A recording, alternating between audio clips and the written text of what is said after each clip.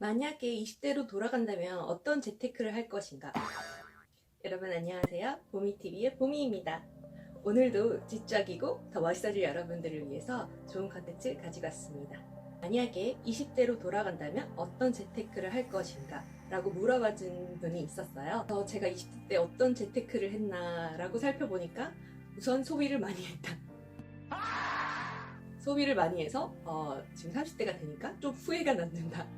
20대 때 그나마 잘했다고 생각한 재테크 첫 번째는 주택 청약입니다. 사실 주택 청약은 부모님이 어릴 때 들어주신 건데 그걸 당첨된 적 있어요. 하나 아파트였고 하나는 오피스텔. 이 아파트는 그때 제가 종잣돈이 크지가 않아서 팔 수 있는 기간에 그한테 이제 넘기면서 양도차익 같은 것들을 얻었고요. 오피스텔은 지금 제가 가지고 있습니다. 아직 완공은 안 돼가지고 완공이 된 후에는 제가 그쪽에 들어가서 살지 혹은 임대 수익을 받을지 뭐 이런 것들을 좀 고민하고 있는 찰나입니다. 청약에 대해서 아무것도 모르고 있었다가 우연치 않게 핀테크 업계로 들어오면서 단순히 뭐 주식, 뭐 적금 이것뿐만 아니라 다양한 투자처 같은 것들에 대해서 공부를 많이 하게 됐어요. 그래서 재테크 꿀팁 같은 것들을 컨텐츠를 만들다 보니까 청약에 대해서도 조금 더 깊게 알게 됐고 습관적으로 아침 8시 정도 되면 괜찮은 아파트들이 있으면 있는 청약 통장 가지고 이렇게 꾸준히 넣었습니다. 그랬더니 한 3개월에서 6개월 정도 넣었던 거 정확하게 기억은 안 나는데 그래서 한번 아파트가 당첨된 적 있고 또 그 당첨된 이후에 다시 또 청약을 넣었어요. 그래서 3년 있다가 또 오피스텔이 당첨됐고 뭐 오피스텔 같은 경우는 요즘 아파텔이라고 해서 아파트급의 오피스텔도 많거든요. 제가 당첨된 건 아파텔이었는데 뷰도 좋고 아파트형 그리고 아파트도 옆에 단지들이 있어서 누릴 수 있는 혜택들 경관이라던가 뭐 교통 입지라던가 아니면 이제 제반 시설 같은 것들이 괜찮을 것 같아서 좋은 거는 무주택자이고 소득이 많지 않을 경우에는 소득공제까지 됩니다. 이런 것들 알아보시면은 세금도 좀 줄일 수 있고요. 아파트 당첨의 기회도 높일 수가 있는데 어릴 때 들어 놓으셔야지 좀 점수가 좋은 편이죠. 요즘 이제 청약 당첨되기가 너무 쉽지가 않아서 제도도 그리고 매번 바뀌고 해가지고 꾸준히 그 청약에 대해서 관심을 가지고 공부하는 습관을 지금 20대 때부터 들여놓으면 좋으실 것 같아요. 대학생 때 뭐 아르바이트도 하고 부모님 용돈 받는 것도 있고 뭐 과외도 있고 해가지고 그런 것들을 가지고 매달 적금을 그때 한 20만 원씩 넣었나? 그래서 한 500만 원 모아가지고 그걸로 제가 이제 유럽 여행, 유럽 봉사활동 같은 것들을 갔었습니다. 한 번 적금을 완성하는 습관이 들리니까 그때 이율도 굉장히 좋았던 걸로 기억해요. 5에서 8% 정도였나? 그 경험이 약간 성취감을 주고 돈 모으는 재미가 이런 거구나. 결국에는 뭐 제가 유럽의 봉사활동이자 뭐 여행 겸사겸사 가게 됐지만 사실 그 종잣돈 500만 원이 모이니까 뭐 좀 장사 같은 것도 해보고 싶고 주식 투자 같은 것도 해보고 싶고 막 호기심이 많이 생기더라고요. 뭐 결국엔 지금 사업을 하고 있지만 그때는 이제 주식에 대해서 또 공부를 하기 시작했죠. 근데 하필 남자친구가 또 주식에 투자하는 친구여서 경영 쪽에 관심이 많으니까 주식을 꼭 해보라고 추천을 해주더라고요. 그 주식을 하게 되면은 기업 경영에 대한 것들에 대해서 공부를 저절로 할 수 있게 되고 재무 관련된 것들, 지표들 그리고 뉴스 뭐 이런 것들에 대해서 다방면에 이제 레이더라고 해야 될까요? 더듬이 같은 것들을 쫑긋 세우고 경제 경영 뭐 이런 파트에 대해서 지식을 빠르게 늘릴 수 있는 좋은 방법이라. 그래서 그때 봤던 책이 이 책이에요. 피터 린치라고 뭐 연수익률 29% 월가의 영웅이라는 분이 있는데 워런 버핏, 조지 소로스, 뭐 짐 로저스와 더불어서 엄청난 투자자로 유명합니다. 이게 대학생 때 샀던 거더라고요. 보면은 2000 보이실지 모르겠지만 2000 몇 년이네요.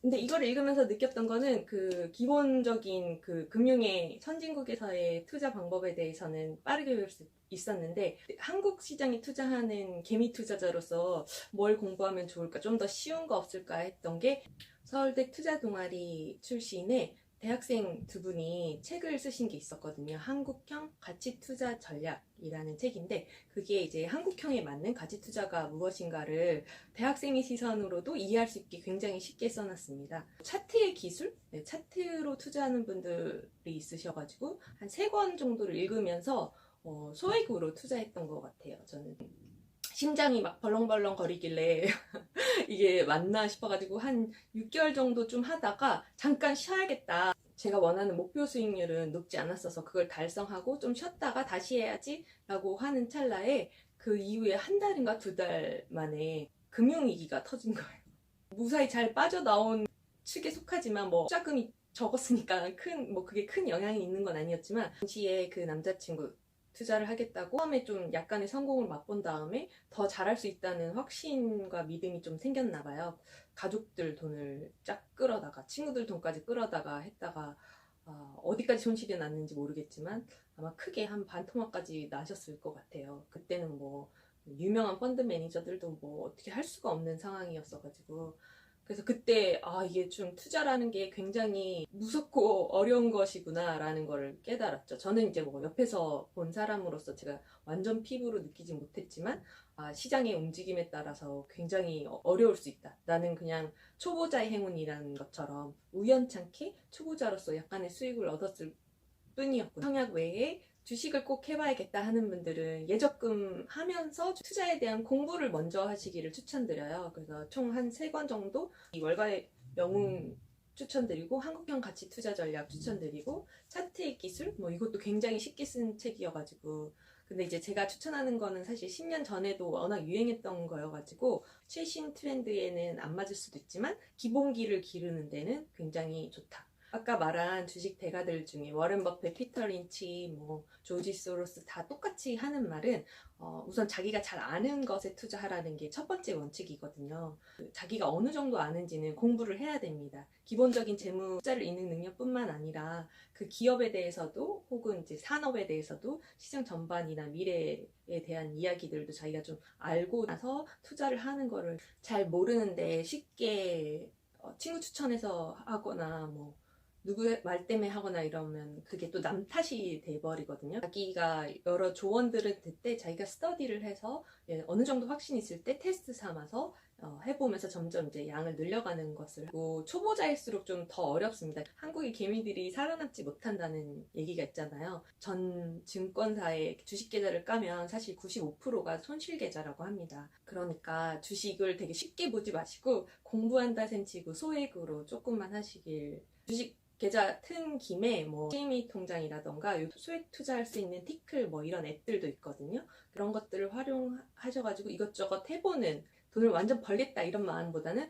조금씩 이제 경험해보는 차원에서 하는 것을 추천드립니다. 세 번째는 연금입니다. 연금. 학생들에 해당되지 않겠지만 사회초년생이라면 직장에서 들어주는 국민연금이 있지만 자기의 노후를 미리 준비해두면 나중에 30대, 40대 때 좀 다른 자금, 다른 투자처에 투자를 할 수 있는 기회가 있거든요. 미리 조금씩 그러니까 없는 셈 치고 투자해두면 나중에 이제 여유로워진다는 것입니다.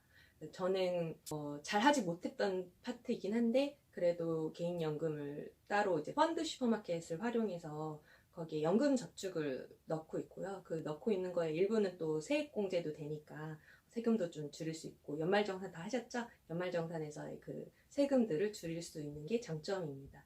저는 이제 펀드 쪽에 넣고 있으니까 해외 펀드들을 다루는 것들도 많거든요. 우리나라뿐만 아니라 미국, 유럽, 일본, 베트남, 홍콩, 그래서 저는 골고루 다양하게 한 15군데 지금 넣어놨고요. 그리고 적립식으로 제가 자동이체 같은 것들을 해놓으면 매일매일 이제 적립될 수 있게 되고, 잠깐 현금 흐름이 부족한 것 같다 하면 잠깐 스탑할 수도 있고 해서 원하는 여유 자금이 있을 때 꼬박꼬박 조금씩 5년에서 10년 정도 자기가 설정을 할 수가 있는데, 향후에 55세부터 이 연금을 받을 수가 있다고 합니다.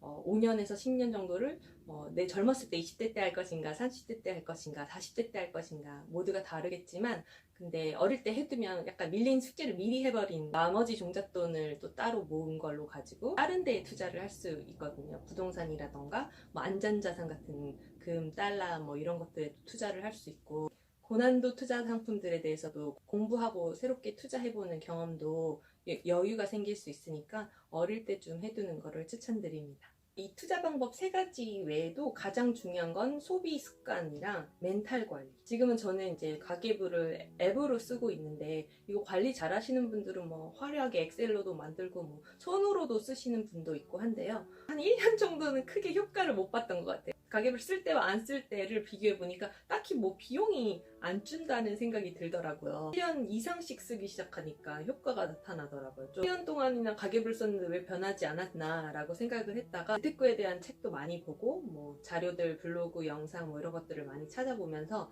줄이는 방법들, 노하우들이 굉장히 많더라고요. 그래서 나는 다 제값 주고 사야 되는 줄 알았더니 실상 현실에선 그렇지 않더라.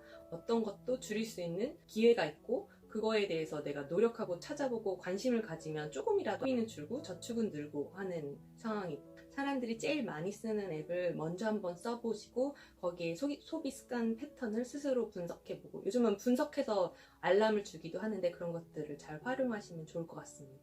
그리고 멘탈 관리를 위해서는 자본주의에 대한 공부를 많이 하시면 좋을 것 같아요. 이 소비를 왜 하는지에 대해서 그리고 자본주의가 어떻게 돌아가는지에 대해서 자기의 심리가 불안하면 소비를 더 많이 하게 되어 있기 때문에 자기 멘탈 관리하는 거를 공부를 좀 많이 해두시길. 그래서 가장 중요한 건 자기 자존감을 올리는 겁니다. 내가 남들과 비교하지 않아도 내가 좋은 브랜드의 옷을 입지 않아도 나는 충분히 가치가 있고 멋있는 사람이다. 나는 이런 장점이 있고 이런 건 부족하지만 또 이것도 극복해 나갈 수 있는 사람이다 라고 믿는 긍정적인 마인드. 너무 제너럴한 얘기를 했을 수도 있는데요. 어떻게 더 설명해야 될지 저도 계속 공부 중이니까요. 인사이트가 생길 경우에 다음 영상으로 찾아뵙도록 하겠습니다. 피터 린치의 책을 잠깐만 제가 공유를 해드리자면 전문가보다 오히려 아마추어가 투자에 유리하다 이런 것도 있어요. 필자는 전문 투자자의 한 사람으로서 성공 투자 비결을 당장 300페이지에 걸쳐 독자에게 전해줄 것을 약속한다. 그러나 아이러니컬하게도 이 책에서는 더 이상 전문가들의 말을 듣지 말라는 것이다. 필자가 20년 동안이나 이 업무에 종사하면서 깨닫게 된 사실은 보통 사람이라도 두뇌의 3%를 늘상 투자를 위해 사용한다면 월스트리트 전문가보다 주식 투자를 더 잘할 수 있거나 적어도 그만큼은 해낼 수 있다는 것이다. 전문가도 어리석을 때가 있으며 아마추어가 더 현명한 투자자일 수가 있다. 아마추어가 전문가의 말에만 귀를 기울일 때 어리석은 아마추어가 되는 법. 사실상 아마추어 투자자들도 개발만 한다면 전문가나 주식시장 전체를 능가하는 투자 성과를 획득할 수 있는 유리한 장점을 많이 갖고 있다. 게다가 투자자 자신이 스스로 투자 종목을 선정한다면 전문가를 능가하는 투자 성과를 반드시 낳게 될 것이라고 생각한다. 스스로 투자를 할 준비가 되었을 때 투자를 조금씩 해보시는 것을 추천해드리고 너무 겁먹을 필요도 없지만 너무 자만심을 가지거나 혹은 너무 전문가를 따라간다거나 이런 것들은 주의하시면 좋을 것 같습니다. 꼭 책을 읽어보시고 진행하세요. 기억했으면 좋겠다라는 파트가 다음과 같다고 합니다. 전문가들의 기술이나 식견을 과대평가하지 말라. 당신의 사전 지식을 최대한 이용하라. 월스트리트에서 아직 발견되지 않았거나 인정받지 못한, 즉 레이더망에 포착되지 않은 업체들을 찾아라. 주식에 투자하기 전에 집을 장만하라. 장세를 보고 투자하지 말고 업체를 보고 투자하라. 단기적 변동은 무시하라. 평범한 종목에서도 큰 수익이 생길 수 있다. 평범한 종목에서도 큰 손실을 볼 수 있다. 보통 사람들은 전문인들보다 훨씬 앞서 투자할 만한 가치가 있는 업체나 제품에 접할 기회를 갖는다. 무엇이든 하나의 장점을 키우라.